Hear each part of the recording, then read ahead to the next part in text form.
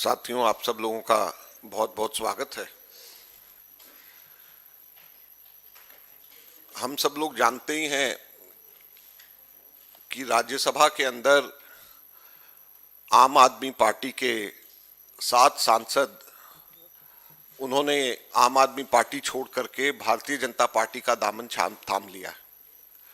और आज यहां पर आने से पहले मैं राज्यसभा की साइट पे देख रहा था कि वो सभी के सभी 7 सांसद अब बीजेपी के श्रेणी के अंदर बीजेपी के साथ में दिखाए जा रहे हैं। तो लिहाजा राज्यसभा ने भी एक तरीके से नोटिफाई कर दिया। बहुत सारी बातें पिछले 2-3 दिन में कही जा रही हैं, उनमें से एक आध चीज पे मैं आऊंगा, लेकिन एक बहुत महत्वपूर्ण बात यहां पर मैं कांग्रेस पार्टी की तरफ से रखना चाहता हूं। पंजाब एक ऐसा सूबा है जो कि हमारी सरहद की रक्षा करता है।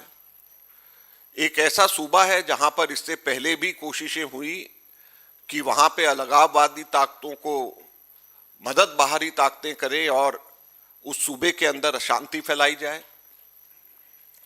अभी फिर से अलगाववादी ताकतें, कुछ ऐसी ताकतें जो देश को तोड़ना चाहती हैं, पंजाब सूबे को अलग करना चाहती हैं, फिर से सर उठाना शुरू कर रही हैं। उन्होंने, अब हम लोग भी देखते हैं कि दिल्ली के अंदर बैठ करके आप लोग भी सुनते होंगे कि गैंग वॉर वहां पर चरम सीमा पे, ड्रग्स ड्रोन के द्वारा वहां पर पहुंचाए जा रहे हैं। इंटरनेशनल लेवल के ऊपर कई देशों के अंदर प्रो खालिस्तान लोग अलग अलग समय के ऊपर अलग अलग बातें कर रहे हैं। तो एक ऐसा भयावह समय फिर से नजर आना शुरू हो गया है जो 80 के दशक की शुरुआत में जब नजर आता था वो वापस वहां पे नजर आना शुरू हो गया। और हमेशा इस बात की इतिहास गवाह रहा है कि अलगाववादी ताकतें जब आगे आती हैं तो उससे पहले ड्रग्स आते हैं, उससे पहले गैंग वॉर्स आते हैं, उससे पहले गैंग्स और क्रिमिनल्स आगे बढ़ते हैं और उसके बाद में अलगाववादी ताकतें आती हैं। ये एक के बाद एक नजर आता है। और वहां पर सबसे बड़ा अलगाववाद ताकतें क्या कहती हैं? वो ये कहती हैं कि हमारे लोगों की आवाज नहीं है, हमारे लोगों की सुनी नहीं जाती, हमारे लोगों को न्याय नहीं मिलता।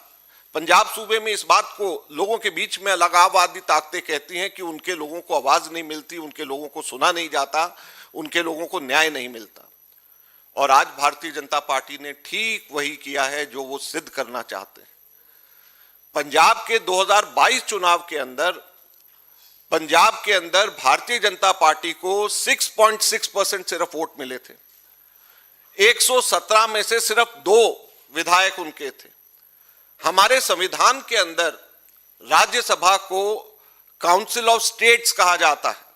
क्यों काउंसिल ऑफ स्टेट्स कहा जाता है? इसलिए कहा जाता है कि स्टेट्स के विधायक वहां से अपने नुमाइंदे चुन करके राज्यसभा के अंदर भेजते हैं, काउंसिल ऑफ स्टेट्स के अंदर भेजते हैं, जो कि विधायकों की नुमाइंदगी यहां पे करते हैं। जो विधायक होते हैं, जो लोगों ने विधानसभा में जिस अनुपात में वोट दिया होता है, उसी अनुपात के आधार के ऊपर राज्यसभा में वो जाते हैं। तो किस तरीके से आज भारतीय जनता पार्टी जस्टिफाई करेगी उन अलगाववादी नेताओं और ताकतों की जो कि कहते हैं कि यहां पर पंजाब के अंदर उनकी आवाज को दबाया जाता है, आवाज को न्याय नहीं मिलता? उनको किस तरीके से जवाब देंगे जब वो ये कहेंगे कि 6.6% जिसको वोट मिला है, उन्होंने राज्यसभा में बदमाशी से, जोर जबरदस्ती से 6.6% की जगह 85.7% अपनी नुमाइंदगी 7 में से 6 राज्यसभा के आज एमपी भारतीय जनता पार्टी के हैं। ये किस तरीके से आज वो जवाब देंगे? मैं उनसे ये पूछना चाहता हूं, सबसे पहले भारतीय जनता पार्टी से पूछना चाहता हूं। और ये केवल एक पंजाब का, एक आम आदमी पार्टी का मसला नहीं है, ये देश का सवाल। आज देश के एक सूबे जो सरहद से रक्षा भारत की करता है, जिनके लोगों ने कुर्बानियां भारत की एकता के लिए दी हुई है, आज आप उनको क्या जवाब दोगे? उनके वोट की कीमत क्या रह गई? जहां के सूबे ने सिर्फ 6.6% जिसको वोट दिया, आज उसके काउंसिल ऑफ स्टेट्स के अंदर 86% एमपीज आज वहां पर हैं। किस मुंह से आप वहां पर उनको जवाब देंगे? और आप नेशनल पार्टी हैं, प्रधानमंत्री आपका है, गृह मंत्री आपका है, आप किस तरीके से ये जो साजिशें हमारे खिलाफ हैं उसका जवाब आप देंगे? आज सबसे पहले कांग्रेस पार्टी, भारतीय जनता पार्टी से ये पूछना चाहते हैं। अब दूसरा हम आते हैं आम आदमी पार्टी के ऊपर। मैंने बहुत बार इस मंच से बार बार ये बोला है कि आम आदमी पार्टी बीजेपी की बी टीम है। मैंने हमेशा इस बात को बोला है कि आम आदमी पार्टी के नेता एंटी नेशनल है, यहां तक भी मैंने बोला और बार बार बोला है। और अब साथ साथ में ये भी कहना चाहता हूं कि इनको नाम आम आदमी पार्टी से अपना बदल करके अरबपतियों की पार्टी कर लेना चाहिए। वो इसलिए दिल्ली का राज्यसभा का चुनाव जब 2017 में हो रहा था, नवंबर 2017 के अंदर मेरे पास में, इनके बाद में राज्यसभा के सांसद बने एक नेता आए मेरे पास में, और वो हमारे ट्रेडर्स कांग्रेस के अध्यक्ष थे। उनको मैंने ट्रेडर्स कांग्रेस का अध्यक्ष बनाया था, सुशील गुप्ता जी को।